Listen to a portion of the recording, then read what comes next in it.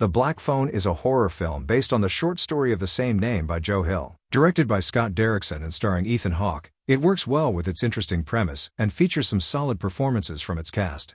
In 1978, young Finney Blake and his sister Gwen live in a small suburb in Denver, Colorado. At school, the physically weak Finney often faces off against bullies, while Gwen's psychic dream abilities attract the attention of the local police. One day, Finney is kidnapped by a masked murderer known only as the Grabber, who locks him away in a soundproofed basement with a disconnected phone mounted on the wall. While Gwen aids the police in finding Finney's location, the latter starts to receive calls from the phone that belong to the disembodied souls of the Grabber's victims. As Finney answers more of their calls, the victims start to give him advice on how to avoid meeting the same fate as them. Though not many people would be familiar with the author Joe Hill, I'm certain virtually everyone knows who his father is, Stephen King. Following in famous father's footsteps, Hill is slowly but surely crafting a name for himself with stories such as Heart-Shaped Box and Horns, all making waves within the horror fiction community. Aside from the moderately successful TV series Lock and Key, which is based on a set of comic books he wrote, Hill has had very few other adaptations of his work that are worth mentioning. Now with 2022's The Black Phone, Hill finally has an adaptation that can be considered a true defining point in his career as a writer, because it succeeds not only as a good horror film but as a pretty decent coming-of-age film too.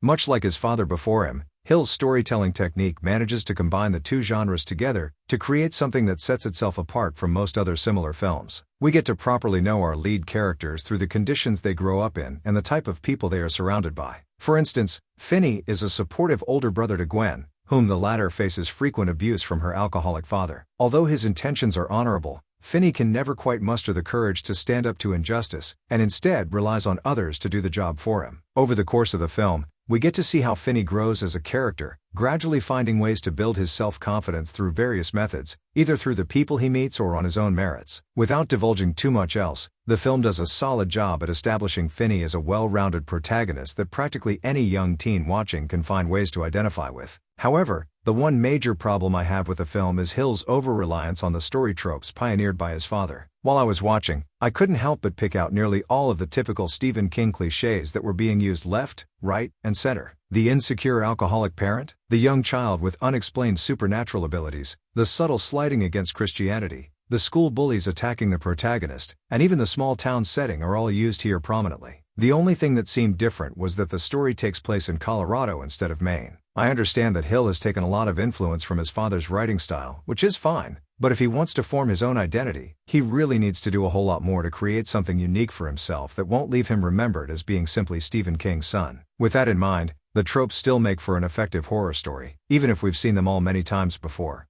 Under the direction of seasoned horror filmmaker Scott Derrickson, the film has just the right amount of flow and pacing to properly carry itself along without wearing out its welcome. Derrickson goes for a classic approach to horror, relying primarily on mounting dread rather than straight-up blood and gore. Whenever something frightening happens after the appropriate build-up, it always felt earned and wasn't simply shoehorned in there as a cheap jump scare. If anything, Derrickson's directorial style is reminiscent of John Carpenter, in that he uses suspense and atmosphere to set the tone of a particular scene, allowing for a more streamlined horror experience. The audience is also given little information about what the Grabber's motivations are other than to abduct children and keep them prisoner for an extended period of time. This works well because, while it's obvious his intentions are sinister, we never quite get to see the extent of how bad things could get for someone like poor Finney. Instead, we are drip-fed small moments of what the Grabber is truly capable of through the phone calls Finney receives, which allows the audience to use their imagination to fill in the blanks of what atrocities have been committed. Sometimes, minimalism works best in scenarios like this, and Derrickson uses all of that to the film's advantage.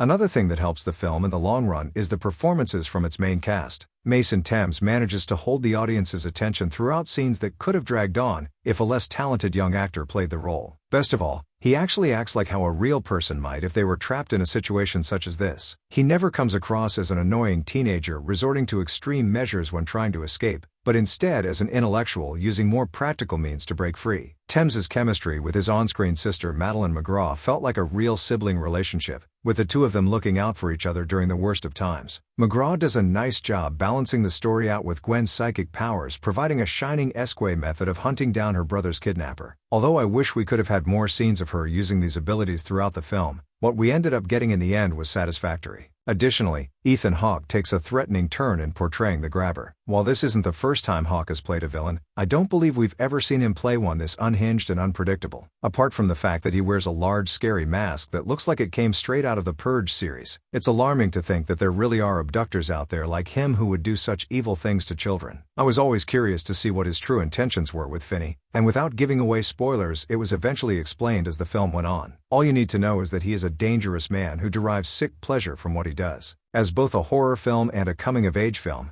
The Black Phone is just as entertaining as any Stephen King-inspired story should be, with its well-developed characters and involving plot. In the future, I just hope that Joe Hill finds a way to distinguish himself better by writing something a bit more original that doesn't feel like he's borrowing heavily from his old man. If you're willing to look past its overused tropes, then the film still functions as an efficient treat for horror fans craving a quick fix. With that said, I know I got mine.